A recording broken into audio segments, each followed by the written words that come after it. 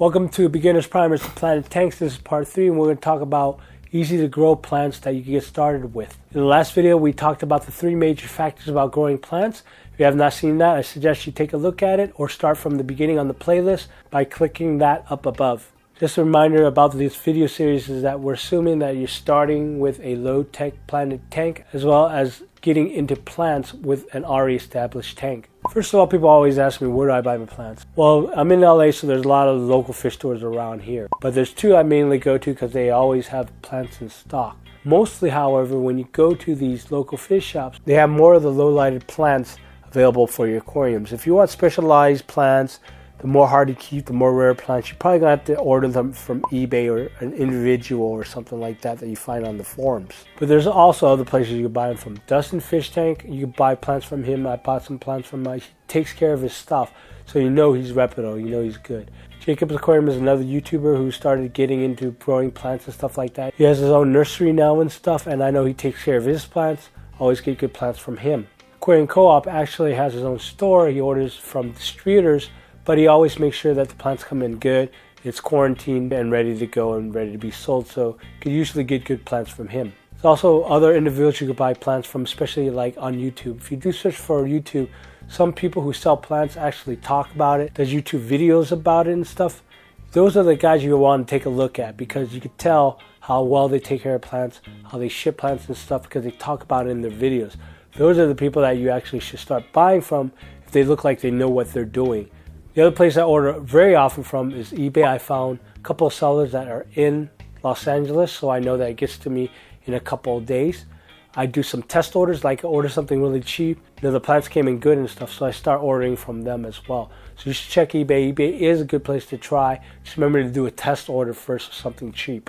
This is not a full list of plants. This is just some of the plants that I have some experience with as well as I think would look good in your tank. As well, the plants I refer to in this video, I either refer to the common name or the genius name. I will add the full name of the plants in the pop-up and the graphics as well as provide links down in the description below. I always mention doing research on your plants before you get them. A good place to research them is online at tropica.com. So it's a good site. They have a really good database and it gives you all the information you need to know about the plant. First, let's talk about carpeting plants. At low light, carpeting plants is really hard to achieve or get. Most carpeting plants really require moderate to high lighting, but there are ways around it. First of all, Java moss. You get wire mesh, grow them on the wire mesh, and then place them down on a substrate level so it looks like carpet. That's one way to do it. Java moss, however, you can also let it grow free floating. It's also good for shrimp tanks if you let it grow free floating as well. Other ways is attach it to driftwood or attach it to rocks. That's another good way to use Java moss in a low lighted tank. Now I'm going to talk about water wisteria. Water wisteria is an easy to grow plant. It can grow out of control in really good condition. This thing just explodes. In low light condition, it'll grow slow, but it'll still grow. It sucks up a lot of nutrients, so it's a really good filter as well. Why I'm listing this as a carpet plant? Because there is a way to make it into carpet. You just have to trim the crud out of it, but you can make it look like a carpet. So that's why I've listed it under the carpet plants. That's good to say that you could probably, most plants you could trim to make it look like carpet. So keep an eye out for certain plants like that. Check out low light plants, you're like, that might look good as a carpet plant if I just keep it trimmed. Nostalgo repens. Now this is one of my favorite plants. They will work as carpeting plants if you keep them trimmed. They are also really, really good as midground plants or foreground plants. Again, depending on the height of how you trim the plant itself. It does grow in low light, but it grows excellent in higher lighting. Next thing we're going to talk about is foreground plants and midground plants. Now these plants will look really good if you place them in the middle of your tank or kind of in the forefront of your tank. Pretty much after the carpeting plants and before the background plants. Java fern is one of the more popular plants. Java fern though, you really have to attach to a rock or a driftwood to make them grow. You do not want to bury the rhizome into the substrate as it can rot. But simply attaching to driftwood looks great. You could attach it to driftwood by using thread or rubber bands, or even super glue. If you're going to use super glue, use the super glue gel. Anubias. Anubias is another plant that grows really well in low light. Again, low light plants are usually slow growing, and Anubias is not the exception. It grows slow, but it looks good. Now there's different varieties of Anubias, and just like the Java fern, they do well when you attach them to driftwood or rock with super glue, thread, or rubber bands. You do not want to bury them. Again, if you bury the rhizome, it might rot.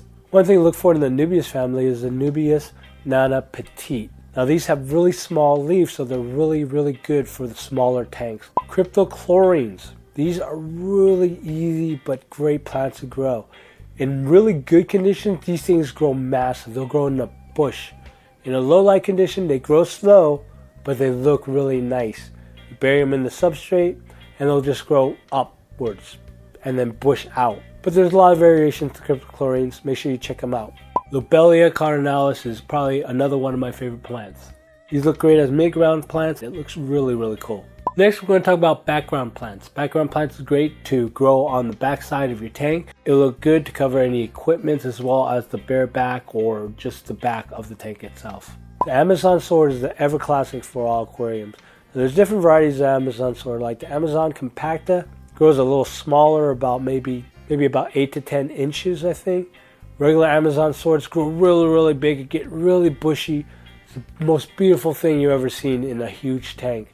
And it only takes low light to grow. So that's what makes Amazon swords really popular in this hobby. Jungle Valerineria. I think I'm pronouncing that right, but we mostly refer to them as Jungle Val. Different varieties again. Corkscrew is one of my favorites. These are really long, wide, grass-looking plants. They usually sell them really tall already in stores. You put them in your tank in low light, they still grow, and you're probably going to end up trimming every week. But they're great background plants. They're great to cover up the back, and they just grow up the back. They look really cool. Anacreus. Now, some people don't like Anacreus. It's okay to me. It's another stem plant. It's another way to cover up the back and stuff. But they're really easy to grow, and they really do grow and do well in low lighted tanks. Macapa is a good stem plant to grow in low lighting conditions. They look great in your tank. They have these really cool petal-sized round leaves. They give this nice stocky look in your tank. Finally, we come to floating plants. Some people like to float plants. I personally don't like to float plants because floating plants block out the light, and in most of my tanks I need the light to reach the substrate and stuff like that. But some of you guys might like the floating plants, especially if you're breeding guppies or something like that. Again, I already mentioned this, but wisteria is a plant that can be floated, and it will grow actually extremely well floating. Amazon frogbit is really nice. It's a top floater and it looks like lilies almost. If you really like that kind of look, then it's something for you to check out. Water lettuce is another great floating plant to grow. Now this stuff grows really big in outside ponds and stuff. That's why I see a lot of people use it, because they look like lilies in a swamp or something like that. But when you bring them indoors and grow them in the aquarium, they grow a little smaller, but they still look great in your tank. And duckweed.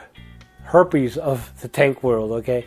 This stuff will grow and grow, and sooner or later you're going to wish that you could just get rid of this stuff, okay? It's literally weed, all right? Duckweed, okay? So, but if you want something that would suck up nutrients and help filter water and stuff, duckweed's the way to go. But again, you got to deal with the massiveness of what it becomes later on.